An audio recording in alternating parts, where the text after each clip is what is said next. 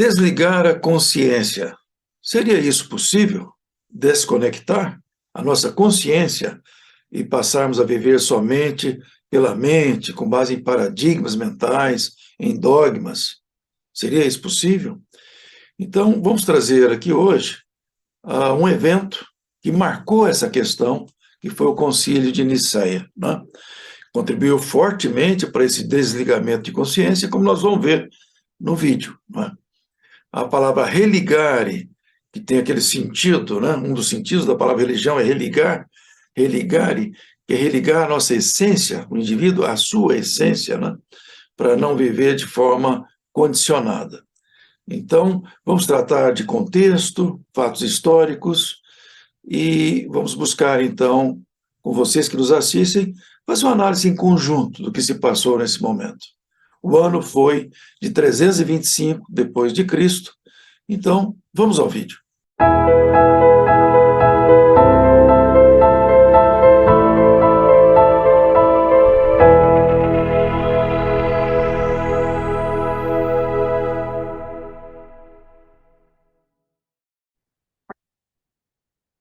Antes de dar sequência ao vídeo, eu pediria a você que está me assistindo que dê seu like, divulgue esse material para os seus amigos, contribua com o canal para que ele seja conhecido, para que o YouTube possa dar importância aos temas aqui tratados e possa fazer chegar a mais pessoas, né? Contamos com você, então. Então, falando de desligamento da consciência, tema crítico, já que ele bloqueia o crescimento do indivíduo, e queremos destacar o principal acontecimento histórico que nós conhecemos que contribuiu para essa situação. Então, a data 325 depois de Cristo, Concílio de Nicéia.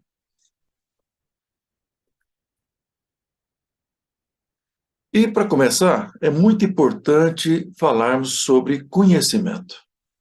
E a palavra conhecimento, na Grécia, era conhecido como, com dois títulos, dois nomes, gnosis ou episteme. A gnosis é o conhecimento que vem de dentro para fora. Episteme é um conhecimento que vem de fora para dentro. Vamos verificar que as pessoas que estudavam essa questão da consciência humana no mundo antigo usavam muito essa figura que está aqui. Nós temos aqui o nosso mundo, o mundo dos nossos 5 sentidos, e que alimenta a nossa mente, a nossa memória, que geram paradigmas mentais. Mas veja o indivíduo aqui, ó, aprendendo a colocar a cabeça para fora da caixa. Então, ele está acessando o seu interior. Um conhecimento conhecido como gnosis, né? Enquanto que esse conhecimento aqui, então, da memória, os paradigmas mentais, os dogmas, é considerado, então, episteme. É muito importante esse tema, já que é muito comum que os cristãos da antiguidade fossem também gnósticos, porque a gnose acaba levando à verdadeira espiritualidade do indivíduo.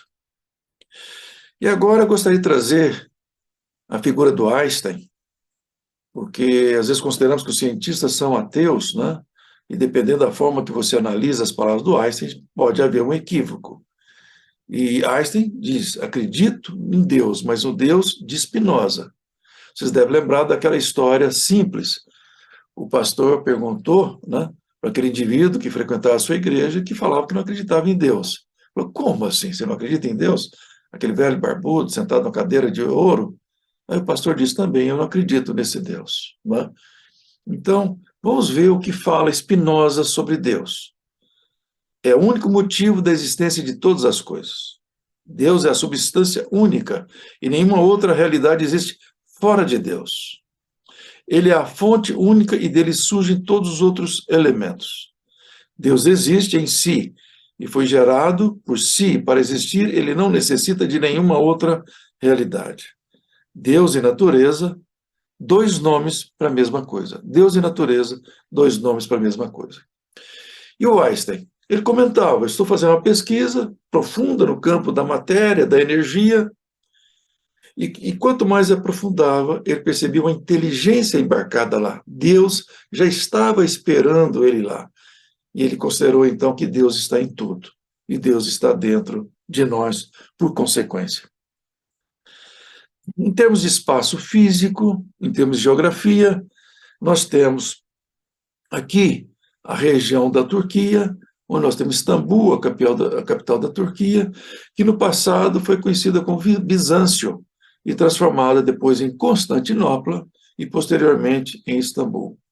Vamos falar dessas duas cidades, Izmit e Iznik, que estão a distância de 69 quilômetros só uma da outra, né? Vai nos interessar esse ambiente aqui. Então, estamos falando da Turquia, Izmit, conhecido também como Nicomédia. Aqui tinha um palácio de governo, exatamente do governo romano do Oriente. E aqui nós temos a cidade de Niceia, onde Constantino comandou o Concílio de Niceia. É onde nasce a Igreja Católica. Temos aqui 68 quilômetros de distância. E eu já quero chamar a atenção, Nicomédia, nesse palácio de governo, quem estava aqui? Jorge, o Jorge da Capadócia. O Jorge que se transformou em São Jorge, que aqui nesse evento de Niceia, ele vai se transformar em santo e será pedido a construir já igrejas em seu nome. Não quero cansar vocês, mas eu vou precisar ler esses 9 tópicos pela importância e os demais itens não teremos também tanta coisa para ler. Então, esse palácio de governo, quem dirigia ele? Era Diocleciano. Esse era o imperador romano do Oriente na época. Ele foi, então, o chefe do Jorge, né? Mas ele foi o maior perseguidor dos cristãos. Estava crescendo muitos cristãos no Oriente, não tanto no Ocidente, na região de Roma, mas mais no Oriente. 10% da população já fazia parte, né, do cristianismo. E essa perseguição fortaleceu o cristianismo, né? Em 303, ele manda degolar o Jorge, capitão do exército romano, e que foi responsável pela sua guarda pessoal na corte imperial em Nicomédia, na Turquia. Então, veja, ele vai perseguir duramente os cristãos, né? Em 303, iniciou-se uma grande perseguição por Diocleciano, e os padres eram obrigados a escolher entre renunciar ao cristianismo ou serem enforcados. O bispo de Mira, que é o Nicolau, foi preso e somente solto no Édipo de 313.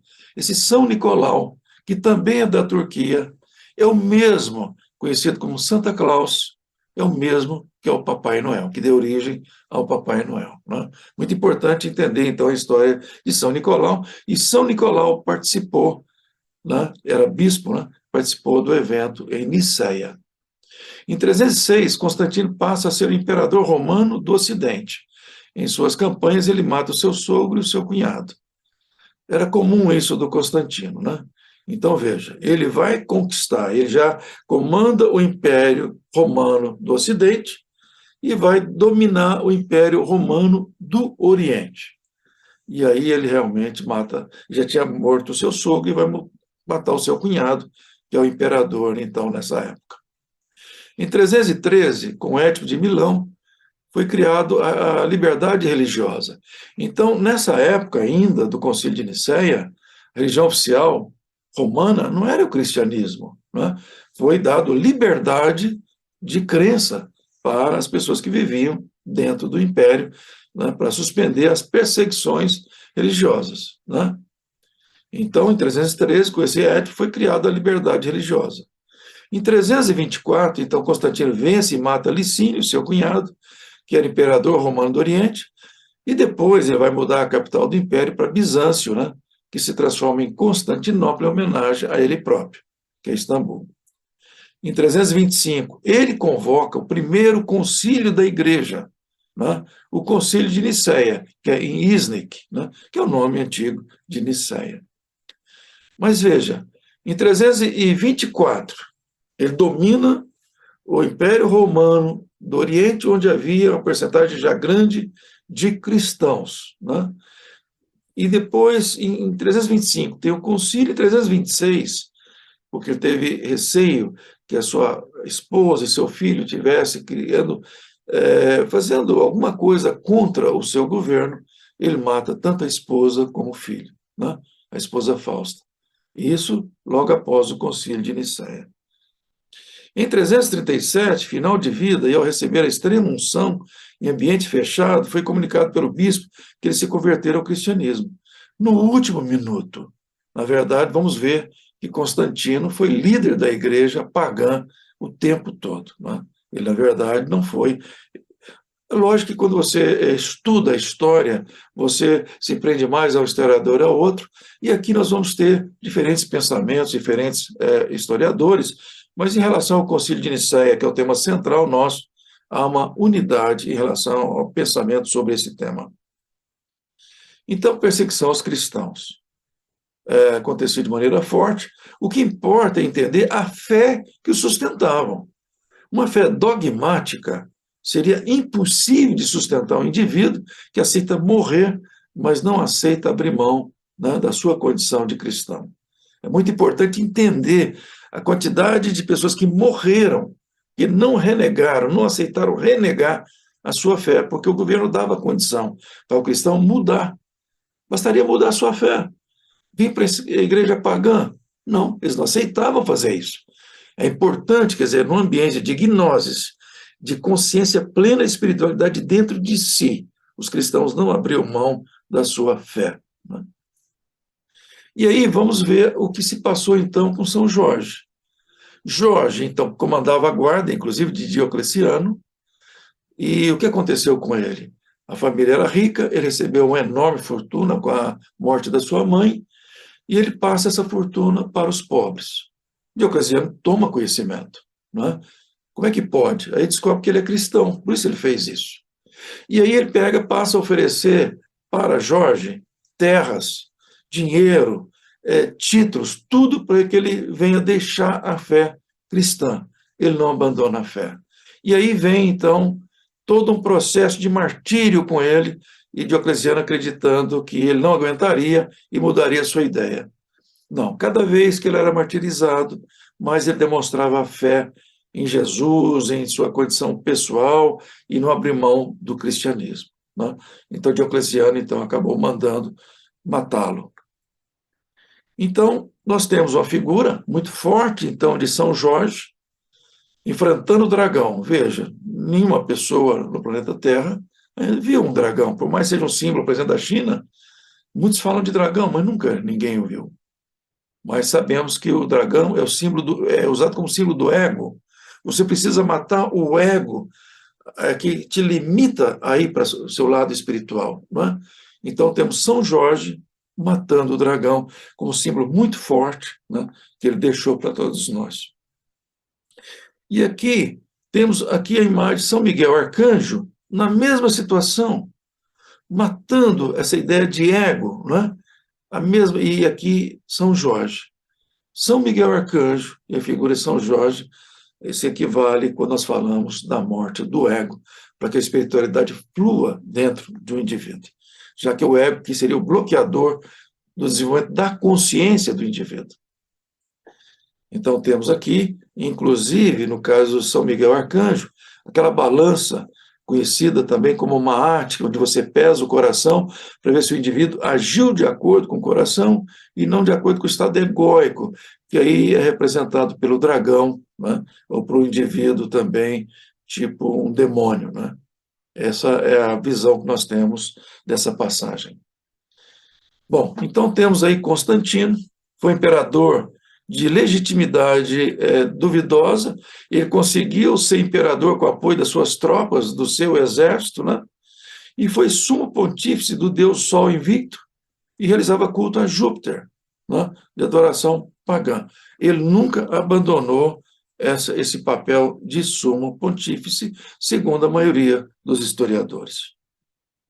E aí nós vamos observar aqui, ó, temos Constantino, o imperador, que vai juntar o império, que está aqui em cor vermelha, romano do Ocidente, com o Império Romano do Oriente. E aqui nós temos, então, as figuras dos cristãos, né? Então, Licínio expulsou os funcionários cristãos da sua corte. Veja como é que aconteceu o domínio de Constantino sobre essa área. Você tinha Licínio, que era seu cunhado, mas era então o ditador, né, aqui desse Império Romano do Oriente. E quando Licínio demitiu da área pública todas as pessoas que eram cristãs, ele viu como um motivo para invadir o Império Romano do Oriente e tomar conta, e virou imperador único de todo o Império Romano, né? E aí ele traz e desenvolve o Concílio de Nicéia. Ele que convida os bispos, poucos bispos do lado ocidental, e busca convidar a maioria dos bispos da área oriental, né? Ao todo foram 318 bispos. Ele pagou estadia, mandou buscar esses bispos, ele coordenou o tempo todo esse concílio e orientou esse concílio.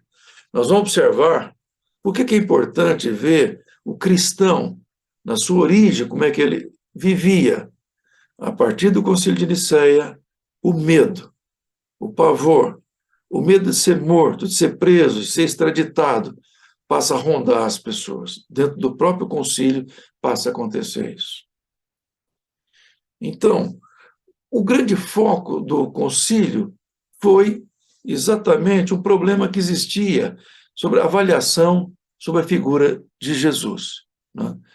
Então, nós tínhamos, de um lado, o padre Ário de Alexandria, que conflitava com o bispo Alexandre, também de Alexandria, sobre quem era Jesus Cristo.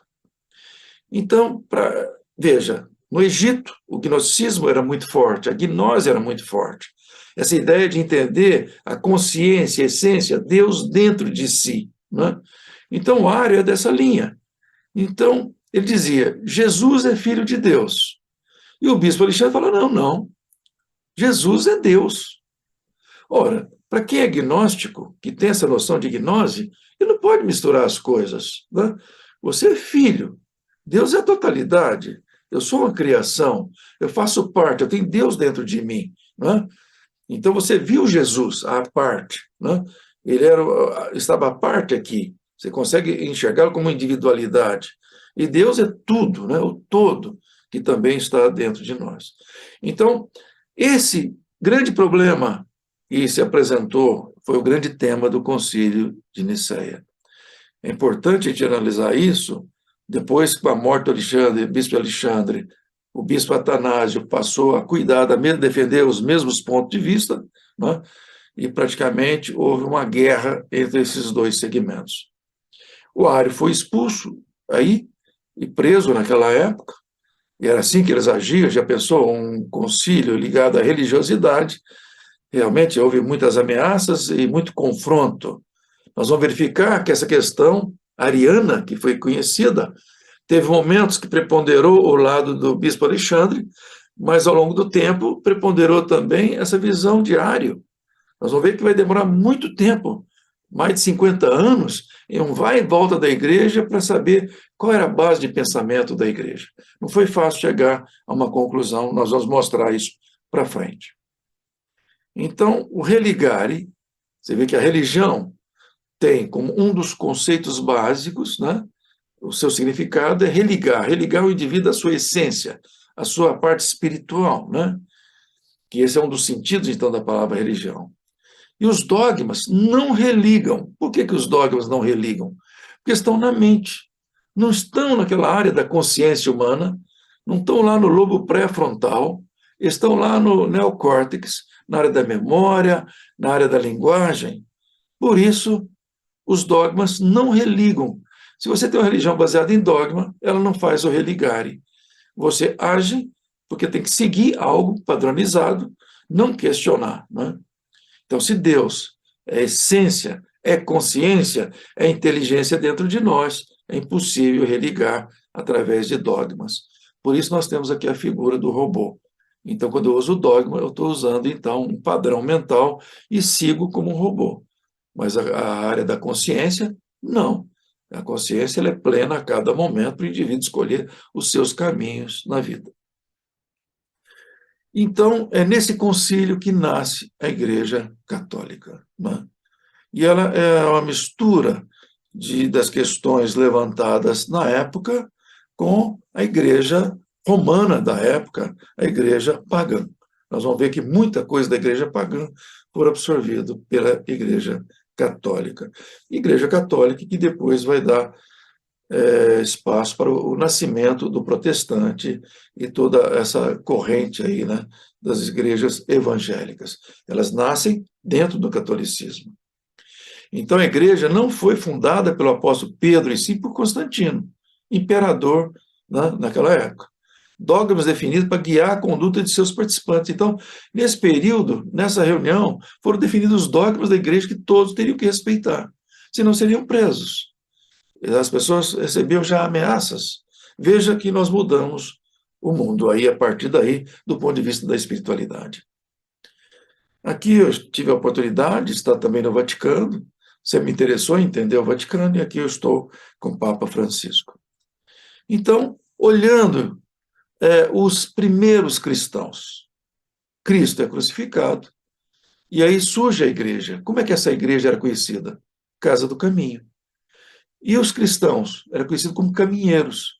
Por que como caminheiros?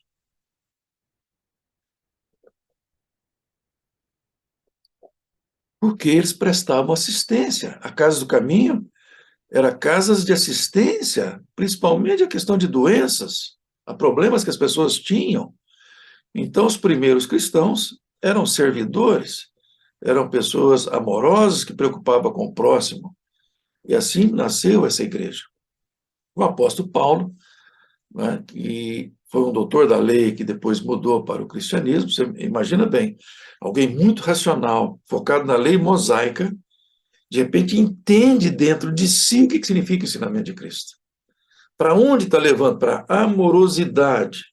Sair da autorreferência para colocar o outro como referência. Esse é o grande ensinamento de Cristo. Quando ele entende isso, ele passa a divulgar para todo aquele mundo antigo as ideias de Cristo, e também acabou estimulando os demais apóstolos a fazer o mesmo. Mas a igreja nasce como casas do caminho, casas de caridade.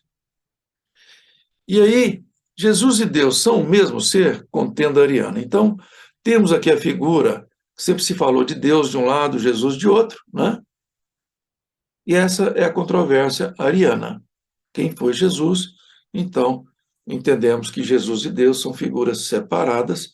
Jesus é filho de Deus, e com isso nós sabemos também que todos nós somos filhos de Deus e temos Deus dentro de nós.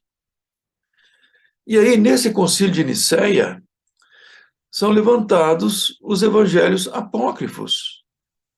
Mas como é que foi isso? É impressionante. O evangelho é a coluna da igreja. Então, como se deu a separação entre evangelhos canônicos, que foram aprovados no Concílio de Nicéia, e os apócrifos? A história nos conta coisa bizarra, que os evangelhos, os 4 que foram escolhidos, eles se depositaram no altar por si só, apareceram no altar. Outra, os bispos em oração e os 4 evangelhos ficaram no altar e os demais caíram no chão. Outro, o Espírito Santo, em forma de pomba, pousou em cada bispo, cochichando os evangelhos inspirados. Existem, então, mais de 60 evangelhos apócrifos. E exemplo, por exemplo, o evangelho de São Tomé. Porque São Tomé, no seu evangelho, traz a ideia que Deus está dentro do indivíduo. Né? Mas a gente percebe que não só foram escolhidos evangelhos que tivessem uma linguagem mais coerente com o desejo, né, dessa reunião, né, como depois também houveram uma série de ajustes nos documentos, né, que foram gerados. Então, a partir daí, se você pegasse um evangelho apócrifo, você seria preso. Então, não poderia ter em suas mãos nenhum evangelho, né, apócrifo. E aí, falando agora do Pai Nosso, para mostrar uma diferença que existe, vamos pegar a tradução desse Pai Nosso, que está em. Vamos pegar aqui. Então, Pai Nosso, que estás no céu, santificado seja o vosso nome. Está aqui, esse é o Pai Nosso que nós mais conhecemos. Né? Mas o Pai Nosso em aramaico, que era a língua usada por Jesus para as suas falas, nós temos, não como tradução um do outro, faze tua luz brilhar dentro de nós para que possamos torná-la útil. A ideia de Deus dentro da gente como luz, né, para que a gente seja útil à sociedade, ao nosso meio. Repare bem, o cara egóico usa toda a sua vida em prol de si, Mas se você recebe a luz dentro de si, a luz de Deus, né, para que você possa ser útil aos outros. Somente com amorosidade, com consciência é possível que isso aconteça. Né? Então, falando um pouco agora do bispo, né, São Nicolau de Myra, ou Mira, né? Ele faleceu 6 de dezembro, e aí se começaram a comemorar o dia de Natal, dia 6 de dezembro, já que esse bispo tinha muitos recursos financeiros, ele oferecia brinquedos e balas na época, no final de ano, para as crianças que tiveram um bom desempenho na escola, que tratavam bem seus pais, né?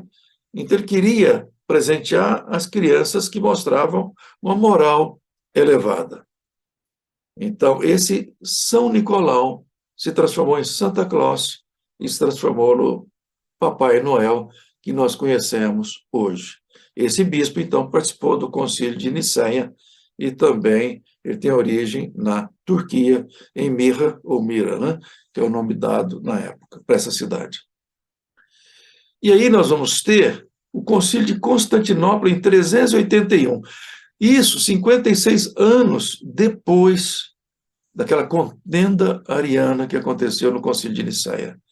Só depois de 56 anos, a igreja conseguiu consolidar as ideias de Alexandre contra as ideias de Ário. Aquela ideia que Jesus não era Deus, o Concílio de Constantinopla passa a considerar Jesus é Deus. Né? Por isso é importante entender a gnose cristã para entender, para poder avaliar melhor esses fatos. Né? Então, não havia lugar para uma doutrina que exalta a responsabilidade individual e ensina que o nosso futuro está condicionado ao empenho da renovação interior e não à simples adesão e submissão incondicional aos dogmas de uma igreja. Veja, esse processo, se Deus está dentro de você, você precisa exercitá-lo. Então, você tem todo o trabalho cristão que tem origem no ensinamento de Jesus, que é a sua transformação, de você ter crédito por se transformar na direção do bem. Mas quando Deus está fora de si, eu vou rezar para Ele me ajudar e aí remover meus pecados e assim por diante. Então, eu posso ser mais apático e menos ativo na minha transformação. E Jesus falou a cada um segundo as suas obras e não segundo suas necessidades. Né? Essa é a grande mensagem de Jesus. Então, essa nova religião, ela, de certa forma, tira um pouco a responsabilidade do indivíduo do seu próprio desenvolvimento, de agir contra as suas mazelas. Nós temos um corpo biológico, um corpo psíquico, nós temos o nosso lado cognitivo, né? E temos a nossa consciência. Então, nós precisamos, então, entender esse processo, porque tem efeito no nosso crescimento espiritual, né? Que pode fazer sentido a toda a nossa existência. E aí vocês vejam o seguinte, ficou marcado as questões da igreja, porque com as perseguições que ocorreram ao longo do tempo, mais de 30 mil pessoas foram executadas pela igreja e 300 mil condenadas. Ficaram na prisão, mas 30 mil foram executadas. Então veja como o medo faz com que o indivíduo se prenda aos dogmas, aos padrões mentais para não sofrer. Então, o medo do sofrimento faz com que muitas pessoas se adaptem e não façam uso da sua consciência. Isso vai ser sempre muito importante no desenvolvimento humano, analisar a origem do medo, para que a gente não tenha medo. Se a gente tem uma formação espiritual, sabe que o espírito não vai morrer nunca, então você confia, né, numa existência após essa vida aqui, e com isso você tem força moral para enfrentar as mazelas do mundo, né, para que você seja consciência plena. Então, veja, dentro da Igreja Católica, Lutero era da Igreja Católica, mas ele não se conformou com as ideias de venda pela Igreja de indulgências. Já imaginou? Aqui, no fundo, nós temos as imagens dos padres vendendo indulgência. Você paga em dinheiro para ter um lugar no céu. Né? E aí surge a Reforma Protestante por Martinho Lutero, desenvolveu 95 teses em 1517, marcou o fim da Idade Média. Né? E aí nasce a Reforma Protestante e começa todo o caminho em outra direção. Né? Isso já como confronto com aquelas ideias que foram geradas antigamente e também com o desenrolar, né? Porque a gente vê que a própria igreja foi mudando e chegou nesse ponto. E aqui eu quero destacar que no passado você tinha um monopólio do saber, do conhecimento, através dos padres, porque eles eram, ou monges, que eles eram copistas. Os livros eram feitos com base em cópias, à mão, e eram só feito isso dentro dos mosteiros. Então, o conhecimento era monopólio de toda a Igreja Católica, inclusive a formulação de bebidas alcoólicas, seja um licor, mesmo a produção de vinho, mesmo a produção de vários tipos de bebida, surgiram exatamente nessa época. Quem escrevia sobre destilação eram os monges. Então, eles tinham os livros. E era o monopólio do saber. Né? E aí desenvolveram muitas bebidas por todo lado onde eles se encontravam. Né? Você pode pegar a Europa, pode pegar mesmo os Estados Unidos, vai ver a produção de bebida pelos monges. E aí surge Gutenberg, em 1430, dissolve a imprensa. Né? E o que acontece? O conhecimento passa a ser liberado. Então, a Bíblia já é impressa e ficou barata e passou a ser adquirida por muita gente. Antes, a Bíblia era muito cara. Só pessoas de alto nível podiam ter uma Bíblia. Imagine o preço de uma Bíblia feita à mão. Agora, não, ela era impressa, virou um produto barato. Então, veja, naquela época, o sistema de informação mais importante era o livro. Né? E aí você pulverizou e democratizou o conhecimento. Com o tempo, nós vimos para nós aqui o que ocupou o espaço do livro? A televisão, que também, em algum momento, ela também abriu o conhecimento como a internet. E atualmente vem se fechando, né, também bloqueando o desenvolvimento humano. Mas são coisas só para a gente analisar. Né? Então, para a gente fechar esse tema, eu quero voltar à palavra gnoses. Nós começamos falando de gnoses e quero voltar a ela. Né? Gnose. No mundo antigo havia a comunidade, então, de cristãos gnósticos. Esses cristãos, e por isso que eu coloquei também, Ário vivia no Egito, e no Egito a gnose era muito forte. A gnose é uma experiência baseada na sensibilidade do coração. Você se perceber as suas energias dentro de você. Né? Gnose é chamada voltar para casa, é você entender quem você é, né? Sair do sono, da letargia. O caminho é controlar o ego e faz o ser humano fechar-se para si mesmo, né? Deus está dentro de você, mas o ego dificulta essa percepção, porque se eu foco a mim mesmo, no momento que eu foco a mim, eu não foco o outro. E a minha consciência, que é essa saída para entender a minha natureza, entender a energia do meu coração, quando eu ajo com o outro, eu sinto em paz. Ajo pelo ego, fico estressado e agoniado, né? É impressionante isso. O ego faz isso. Mas o ego dificulta a caminhada em relação ao conhecimento. A igreja passou a ter o monopólio da essência humana, perseguindo quem ousasse estudar ou discutir o tema.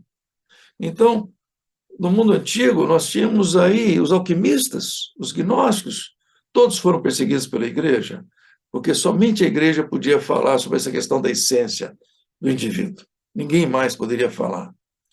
E aí eu trago para fechar esse tema, Salmo 82, assim diz o Senhor, vós sois deuses. Né? E assim nós fechamos esse tema.